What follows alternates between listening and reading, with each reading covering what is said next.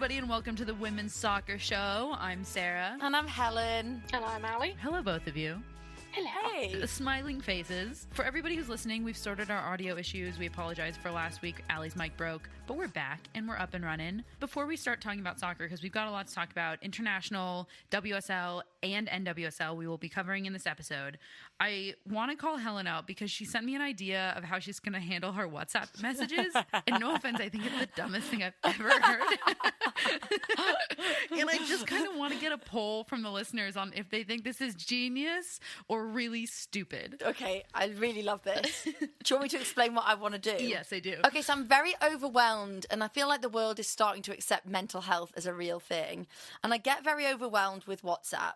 So I'm thinking of ways I can manage it because I don't want to be rude to people. So my idea was to have random day chosen, Tuesday off WhatsApp, but let everyone know I will not be on WhatsApp on Tuesday. I will not be replying to people on Tuesday. And I've even set my profile picture to saying, don't message me. I will not be messaging you back. I need to read this. I feel like it's quite funny. Read it out loud because I want to see how it comes across. Helen's profile picture is black background, pink orangish circle with black text in the middle. And it says all capitals, by the way. This is all capitals. So she's yelling this at me as I'm reading it.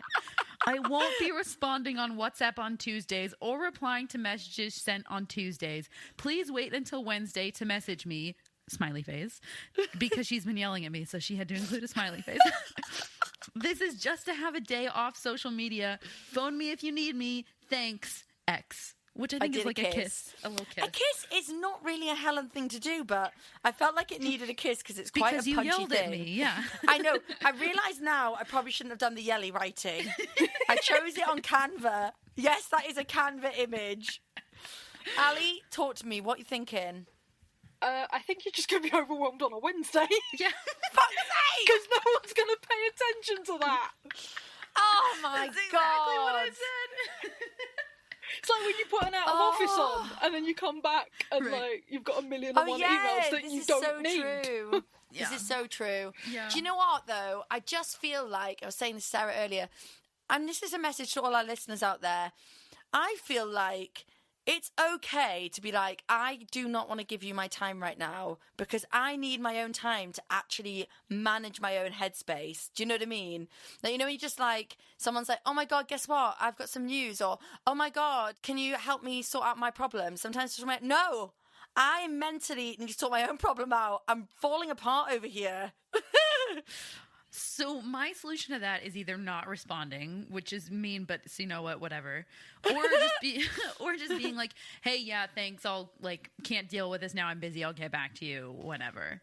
I maybe have a status that says not replying on WhatsApp, whatever. If you need me, phone me, and then copy and paste that every time someone messages me, and just paste it into the chat and just say, I'm not replying on WhatsApp. If you need me, phone me. Yeah, or you could just write, phone me. I'm just going to start saying, I'm done with all of you people. And basically, I want to be a recluse. Helen's about to drop off the map, everybody. If you see her Twitter handles go away, if you see her Instagram go away, she's okay. She's okay. I'm going. I'm off the grid, guys. Don't send the police after me. I'm going off the grid. I will be posting I'm going to take a screenshot right now of your little WhatsApp thing in case you change it again, because I need to save this. And I will be posting this on social media. You've already told me that it's a bad idea, so I actually am immediately changing it as we speak. The funny thing is... Who can get there first? I already got it. For God's sake. The funny thing is, I told you in a voice memo how bad of an idea it was, no offense. And you were just like, yeah, but no, this is what I need it. But and then you Allie's say a level one head. thing. Yes, you ask Allie's opinion, and she says the most level-headed thing. You're like, oh, shit, you're right. Allie's a level head. No offense, but Allie, I will always listen to over you. I mean, I'll take it. Should we get on with it anyway? I feel bad. Everyone's like, I don't want to know about your issues with WhatsApp anymore, Helen. Let's get on with it. We're going to dive first into the WSL. We don't have any games this week because we're on international break, but we did have some breaking news out of Everton. Willie Kirk got sacked after a 2-3 start to the season. we were saying last year that they were going to be contenders for the top 3 this year. If they ended up in the top 3 or not, they were going to be able to contend. Everton's currently sitting in 8th place. Do you both think that this sacking was warranted, or was it too abrupt? I have a really, I'm starting to lean more towards this world of men's football, which I don't like about myself, where managers have bad periods and then all of a sudden they're getting fired. However, I think that Everton bolstered their squad a lot this summer, similarly to their men's team, actually. I think they made some incredible signings. They spent a lot of money. They spent a lot of money, and really, comparably, they were going to be the team that was just edging Manchester United this season, that were beating Manchester United, and that were going to be ahead of them and fighting their fall for the third spot with whoever that would be. Now, you're in Everton's camp and you're thinking we should be in that third spot because Manchester City have had such an appalling start to the season, and instead when languishing nowhere near there. And I know they had Man City, I know they've had Chelsea, I know they've had Arsenal, but they lost all of those games 4-0, 4-0 and 3-0. This isn't tight games where they're playing top teams. They're so far away from those teams. From my side, I think it is warranted, and I don't know, Allie, I know you feel a little bit differently about it, and I do love Willie Kirk. I feel bad. Well, that's the thing, because I don't think Willie Kirk's a bad manager. You look at what he has done for Everton, because that season before he came in, if it hadn't been for Yeovil's financial problems, which is a whole other podcast, they would have been relegated. Yeovil were on the fight back, they would have been relegated, and I feel that they would have ended up in the Premier League North, never to be heard of again. And he's managed to pull them back from the brink. And I don't think you can say, oh, well, they lost to Chelsea, they lost to Arsenal, they lost to Man City. Everyone loses to them. Well, maybe not Man City nowadays, but everybody loses to them. Shut up, both of you. I just actually can't be on this anymore, honestly. The anger in Helen's eyes. They did bring in a lot of talent, and it's a lot of turnover. And I do think he should have been given more time. But I do think maybe he took Everton as far as he could take them, and they need to step it up a gear. Well, we won't get to see Everton back in action because we're on international break. And speaking of international break, we've got some squad announcements because camp has started. And I'm very, very excited to get some Brits' opinions here about the Lioness squads. I have some opinions about the US Women's National Team. Surprise, surprise. Serena Wagman, this is her second round of camp for England. There are some notable makes, some notable misses. I just want to throw it to both of you. Are you happy with this 24-person roster? Any misses? Any who should be there? Any makes who maybe shouldn't be there? When I saw the roster, the eye roll that I did was on the Richter scale. Did it cause you a headache? It did. The migraine was coming. We have got an injury-hit City, yet they still managed to get 8 players in that squad. Can you believe that? I really like the squad. Of course you do. The rage I felt, there is no imagination in that squad. It is the same names over again and again and again. Okay, there's a few more Man United players than normal, which makes me think that Skinner's going to play ball with the England setup that Stoney didn't. I bet you're right. But other than that, I was just I don't understand her thinking. Talking to Man United, Katie Zellum, who can barely play for her club, being called up to her country. Are you kidding me? That is not hot off the press, Absolutely people. not. Allie said her opinions about Katie Zellum on the last episode. Yes, I did, and I'm saying it again. What's even more surreal on the Man United front, talking Katie Zellum in the squad, nominated for Player of the Month, Hannah Blundell, an area where we really struggle, especially with Lucy Bronze out injured. No Hannah Blundell, who started every game for Manchester United, and I can tell you has been outstanding for Manchester United. Yeah, surreal, really, decision. Surreal from Serena. It makes no sense. Literally, it's just the same names over and over again, and it just... I give up. Is generally what I'm going to say is I give up with the England squad. I mean... It's a definition of insanity, right? You're doing the exact same thing, and you're thinking you're going to get a different result than you got in the Olympics with Team GB, and you got in the World Cup with England in 2019. It's the exact same thing. I don't even feel like I need to call out names because we say the same names over and over again about who should be there and who shouldn't be there. And you need some new blood. So Manchester United, Manchester City, Chelsea and Arsenal, they make up 21 of the 24 players. Who are the other 3? And what club do they play for? Don't cheat. I think Allie and I can do this real quick. And if it's boring, we'll cut it out. The only one I remember right now is Hannah Hampton from Aston Villa. Yeah, ding, ding, ding. Rachel Daly, as you mentioned, who's in the dash. Raza D. It was goalkeeper. Is it Sandy McKeever? Yes, it is. So reality, only Rachel Daly really is going to see any blades of grass. Mary Earps will likely start in goal, which I'm really pleased about, as you all know. Super fan. I mean, that's how these things happen, though. I know I'm diverting us into a new subject, but Ellie Roebuck's hurt. She, in everybody's mind, is the starting goalkeeper. This is how goalkeepers really get their chance. Somebody gets injured and they get to step in. So this is a fantastic opportunity for Mary Earps. I know we're shitting on a lot of this. Great opportunity for Mary Earps. And I feel bad for Ellie Roebuck. So while we're talking goalkeepers, why don't we move over to the US Women's National Team, where I know you're really upset about another goalkeeper missing out.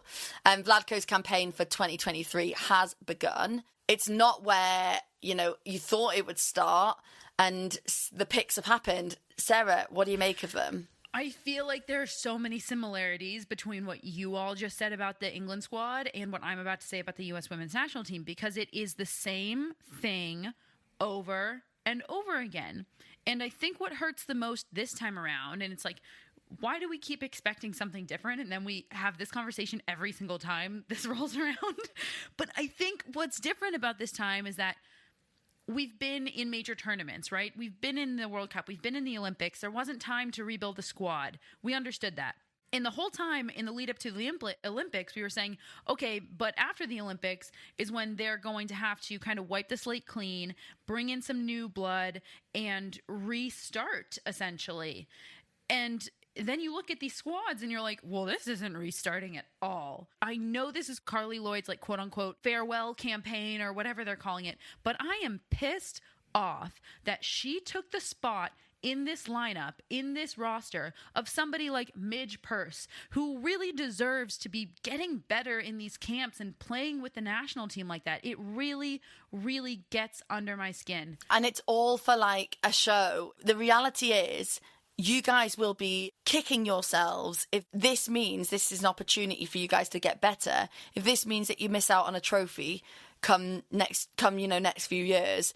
And realistically you could, because this is competitive football. You want to be playing competitive football. Yes, 100%. That's exactly why it's infuriating, because this is what they say about this team, is that it's the most competitive environment, the most competitive team, and yet you seem to be taking an entire camp and revolving it around parading one player around for her last journey, when this is a team and it's about the team. And let's get some fresh players in. Let's have them challenge for spots. Fresh players who are challenging for spots just raises the competition level. It raises the level of play for everybody. And this is another, in my opinion, wrong step for Vlatko Andonovski. I have to also note, where is Ashlyn Harris? What is going on? What is going on behind the scenes? Here it is. We knew it was coming. Because, look, I know my girl would have told us if she opted out. She has not opted out, okay? She was not selected again, and I don't understand it. Can I ask, really respectively, what is the average age of this squad? That's a really good question. I've just checked, and it's 73. But I'm looking at it, and you've got Becky Sauerbrunn, who I love, but has been in the team forever. Mm-hmm. You've got Kelly O'Hara, glass ankles, who has been in this squad forever. You've got Heath, Morgan, Lloyd, Rapinoe, all have been in this squad for a really long time. Yeah, I agree. There's not enough young blood. Sonnet, Mewis, Horan, Lavelle, they were the young ones that were brought in. They were the young ones in 2019, so they're still on the young middle of the spectrum in ages. They should be the ones now carrying that next generation. Exactly. They are the core group, and now we get to bring in some new talent. I'm really happy to see that Mal Pugh made it back in. She's been playing absolutely fantastic in NWSL. Same with Smith, absolutely amazing. Andy Sullivan, hooray. I'm so happy she made this roster. For the love of God, somebody else can play the number 6 in this team. I've said it before, I'll say it again. Julie Ertz is an incredible number 6. And our back line also needs her in the back line. And we need somebody else like Andy Sullivan who can play the number 6. I think this is, in my opinion, one of the only good moves that Vlatko Andonovski has done in this roster, bringing Andy Sullivan back in. So we've got quite a few games coming up over the coming weeks. You've got US Women's National Team, Sweden, Canada, England, Australia. Do you know what, guys? In men's football, I dread the Premier League breaks in international play. When the women's break happens, I'm like, oh, no W. Oh, yay, we've got international games. I get so jazzed. I get so excited about international. It is just so fun and spicy, and it's a great break from the leagues. I disagree with both of you. I hate international break. Oh, hot take. Let's get should we do a debate? Should we do a debate? I tell you what, we'll do a poll on our Twitter whether you're for or against international break. Someone write that down. Mike, remind us. I can't stand them, but these two obviously love them, so let's see who agrees with who. Let's go around the world. Around the world, around the world. So we're going to start off in the Frauen Bundesliga today. There were some exciting fixtures in the league this weekend. First place Bayern lost 3-2 to third place Eintracht Frankfurt. It was a wild game, featured 3 goals in the last 7 minutes, including one that was in the 90th minute. I love those games. After a huge Champions League tie to Chelsea, fourth place Wolfsburg lost 2-1 to fifth place Hoffenheim, and the two now sit tied for fourth in the table, which is just wild. German football, it's really picking up in the women's football world. Boom, love it. Over to Mexico, first place Tigres and third place Guadalajara tied 1-1 on Friday as Guadalajara does their best to ensure Tigres don't run away with the league. This league is further along in their season than the WSL. They started back in July and are finishing at the end of November, although the regular season it finishes at the end of November, and then we've got playoffs, baby. So we have just over a month left of play, and no team seems to have secured their spot, so we're going to keep on top of this. So we're going over to Spain now, and is it Sociedad?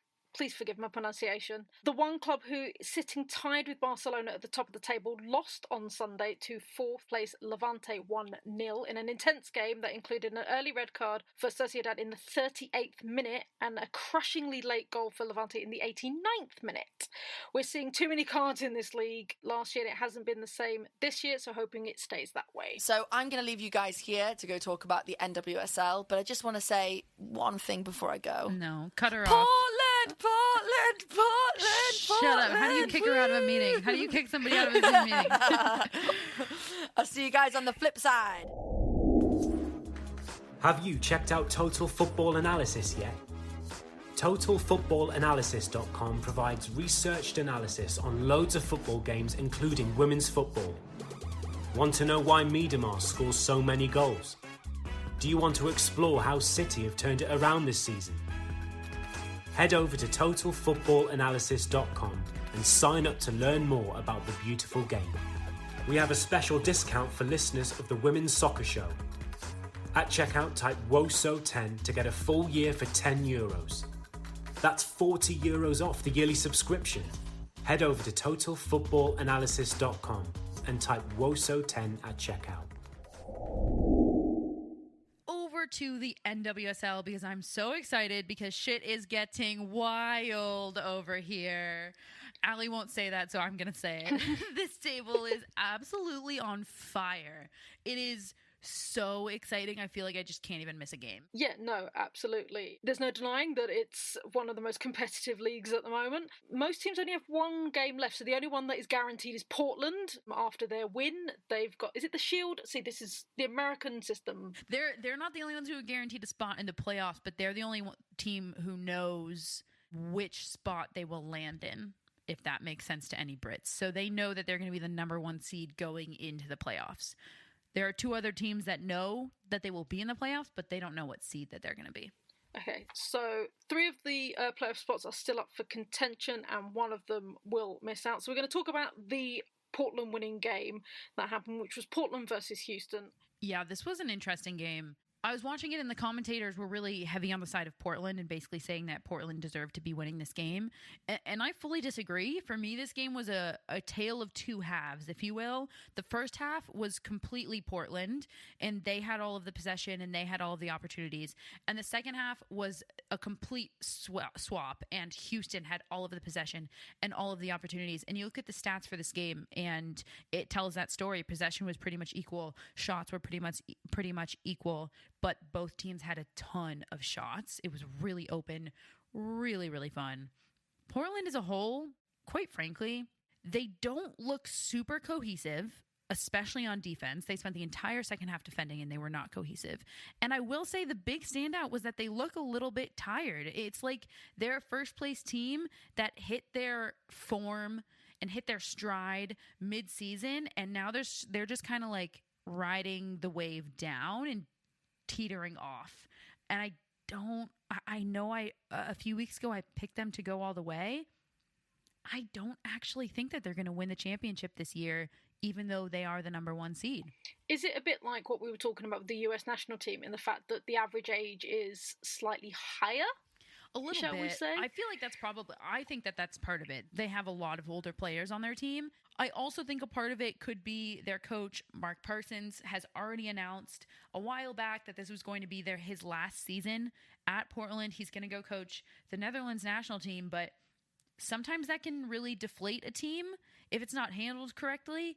And, with everything else going on in the NWSL, I can see it really be deflating for the players. So I think it's probably a combination of the two. Yeah, Portland did go in with high hopes, but they were a slow burn. Maybe the burn is over. But like you said with Houston, it was never going to be, a 10-0 drubbing. Like, Houston is a solid squad. So what do you think they need to do to step it up for next season? Because they've got the talent, they've got the players. Houston's such an interesting one because they've got so much talent and they've got so many amazing players. And when you're talking about consistency of teams, their team is solid. Like, people love playing there. They love their head coach. If you look at their lineup, it's so similar to when they won the 2020 Challenge Cup, which was a year and a half ago now. And that's very not normal for teams to be that steadfast in who is, who's among their team. Players are moving around all the time. Houston has all the talent. They can win any game they want to, but their consistency on a game-to-game basis is not there. And I think any Houston fan would agree with me, and it's frustrating. I'm a fan of the Houston Dash, but it's almost like you don't know which Houston Dash you're going to get. You could get the championship Houston Dash, or you could get the Houston Dash that could lose to any team, Kansas City, Louisville, any team in the table. So for them, it's really just execution. I think that at the end of the game in the second half, part of the execution that wasn't there, while they did have all the possession and they were firing shots at Portland like crazy, it didn't quite make sense to me what was happening on the field. And this is what I'm talking about execution-wise. Rachel Daly was the one who's hanging back. She's pulling back all the way into the midfield to get the ball. She's the one serving balls in from the side. So many crosses, maybe 4 or 5 in the last 5 minutes of the game came off the foot of Rachel Daly. Rachel Daly, I don't know about you, but that's who I want in the box. I don't want her serving the ball. I want her in the box, scoring the game-winning or the game-tying goal. And the fact that the execution of this was she's on the outside and not in the mix is kind of what I'm talking about. Do you think it's the breakup? Do you think half the team is on Viewers' side and half the team is on Daly's side and they haven't quite figured it out yet? I'm just so shameless about this because I watched the Houston Dash and I'm just like, when are they going to interact? Are they going to interact? Watch for them to interact. I don't know. But you said something interesting, Allie. You said, I think I can quote this, but I'm going to have to listen back. The most competitive league, top to bottom. Am I correct that you said that in the intro? I did say that. I may have read it, but I did say that. This brings us on to a very interesting debate. We had in kind of like a WhatsApp chat between a few of us comprising the WOSO team. I said outright, essentially, that I think that the NWSL is the most competitive league in the world for women, top to bottom.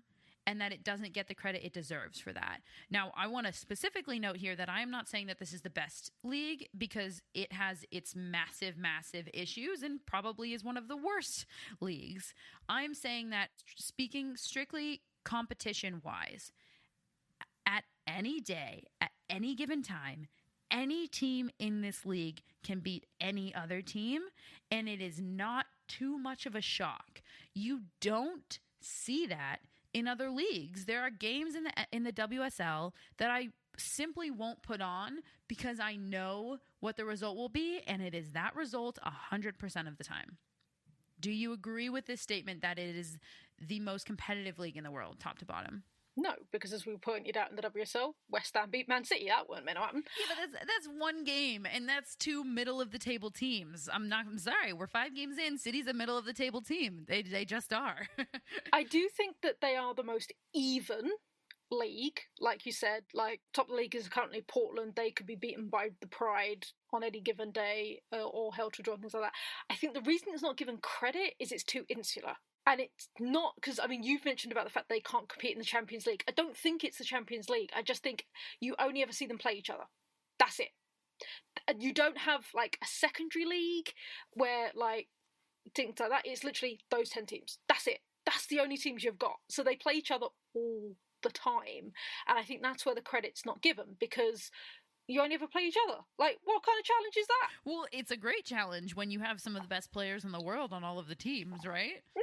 Your argument, I feel like, is similar to the Champions League argument, which, by the way, is just me saying that I think that part of us not getting credit is because we don't get to show up. We don't get our top teams showing up against top teams for other leagues. So there is no way to actually compare, as obviously compared to all of these teams in Europe. And this ICC has started, which is really great, and it brought Barcelona over, which is fantastic. And we had some NWSL teams play Barcelona, frankly, a lot better than some of these WSL teams have played Barcelona. And that's still discounted because it's saying, oh, well, Barcelona was in preseason, blah, blah, blah. So how then can we, I mean, this isn't the turn that I thought that we could take, but if this is your argument, then how can you measure NWSL teams against these other leagues? Yeah, no, you can't. Like, that's not something we're going to come up with in like a 15-minute discussion on a podcast. But I think we were talking about credit, and the credit is you guys are too insular. You see it all around. Like, you look at South America, they play against each other in different competitions. We've got the Champions League in Europe. I think the closest I can come up with is what you guys are most like is Australian, formerly known as the W League, and has now become the A League Women, in the fact that because you guys are so far apart from everybody else geographically, you can't showcase yourself against other people because you've not got a league in Canada. Yeah. You know, you could play against the Mexican League, but I don't think that's going to give you much of a... Why? Because we're a better league than them? No, because you've got professional players versus amateur players. It just doesn't quite... I guess my thing is just that just because we haven't been able to prove that these teams can compete with the top teams in Europe doesn't mean that that's not the case. So, I mean, the turn I really took this in the chat was that I was saying that this country has historically, here's where I'm going to probably piss some people off, this country has historically been home to the best development structure for women's soccer in the world. We've won 4 World Cups. We have the strongest history of pushing the women's game forward, frankly. We have historically been, maybe not every single given year, but for the majority of time, kind of like the team to beat, the team to chase, the development system to chase in the world. And so how can a country with such a strong women's soccer history, pedagogy, program, the best national team in the world in 2019, how can the league within that country itself not get counted as among the best? And my only conclusion was to say that really it's because we're not in Europe and so we can't participate in the Champions League, because I do think that it's some old time men's soccer perspective that has been simply placed on the women's soccer game because the men's game sucks over here. And usually the team that wins in the Champions League for the men's side is the best team in the world. And that's where the most competition is. And that's great. That's not the case here. And the women's game and structure is sitting in a structure that was essentially built for the men's game. And it needs to be reworked for the women's game for us to really see and have competition among the best leagues. Yeah, for sure. Because in the States, soccer is a women's sport.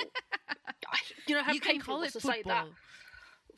No, because I'm going to go on to a point, because soccer is considered a woman's sport in the States. It is geared for women, because if you're a man, you tend to play American football. Do you think in the States, especially not growing up? No, I think soccer is for everybody growing up, and plenty of men, boys go play it in college and are very serious about it. It's just that the sport itself isn't very popular, period. It's within the sport, the women's game is more popular, but the sport itself is just not popular. No, because you've got baseball, basketball, American football, you've got... That's where the large patriarchal structures exist, yes, definitely. Yeah, so I think that's it. I do think that it is because your guys are just insular, and that's not your guys' fault. It's just geographically you won't get the credit that you deserve because you are so insular, and the fact that your male team sucks. Which is partly what I'm saying. Like, it's all tied to the men's game. It should be completely separate. Part of the reason we only have 10, 12 teams, however many we have, whoops, I really should know that, is that it's not tied to a men's game. And I fucking love that about this league. No, that's a great thing. It's a great thing because, as we've seen over in the UK, teams have collapsed because their men's team have collapsed, and the first thing to go is the women's team. You know, we banned it for 50-odd years in our country. Isn't that wild? Like, you couldn't play women's football on FA-owned grounds until 1972. So we've got a lot of building to do, but like you said, we've got Europe that we can compete with our best. You know, maybe it's just American arrogance we don't like it, so we try and tip you down by telling you that you can't compete with the rest of us. I think it's that combined with this British arrogance of having invented the game, but you invented the game for men, and that's not what we're talking about. So it comes with the territory. Very curious to continue this discussion and hear what everybody has to say. I'm sure everybody will have a lot to say about this, either in opposition to you or me, Allie. And I think we're going to get a lot of different perspectives on this because this is a really interesting topic. And I think that, I mean, at the base of it, we're talking about the structure of the football world needing to be reworked to cater towards the women's league more instead of us playing within the structure that was not built for us. Yeah, I can't argue with that. How can we bring this back home? I don't really know. Maybe you can explain to me how playoffs work, because I'm going to say that as a British person, I don't understand them, and I'm sure many of our British fans don't understand them, because Portland technically have won, but they haven't won. We went through this last year, but I'm happy to go through it every year because I do understand that it doesn't make sense at its core. Yeah, that's essentially it. We play the league. Whoever wins the league outright, Portland just won the Shield, so they win the Shield, saying that they won the regular season. However, that does not mean that they have quote-unquote won the league. So when the regular season ends, the top 6 spots go play essentially like a round robin, a playoff structure, which is essentially a tournament structure to determine who actually wins out the league. And it's a weird way of saying that, I guess it's a weird way of us just having like a Cinderella story incorporated into it, where it's like, look, the last seed that made it into the playoffs just won the championship, and that's amazing. It's weird. I never understood that it was weird until I started talking to all of you English folk about football, but it's super weird. But it's really, really exciting, and it makes for some really fun games, and we're about to head into that. So more on the NWSL coming up. Thank you, everybody, for listening. This has been the Women's Soccer Show. I'm Sarah. And I'm Allie. And Helen's crying because we insulted Manchester City too much. Thanks for listening, everyone. See you next week. Bye. Bye.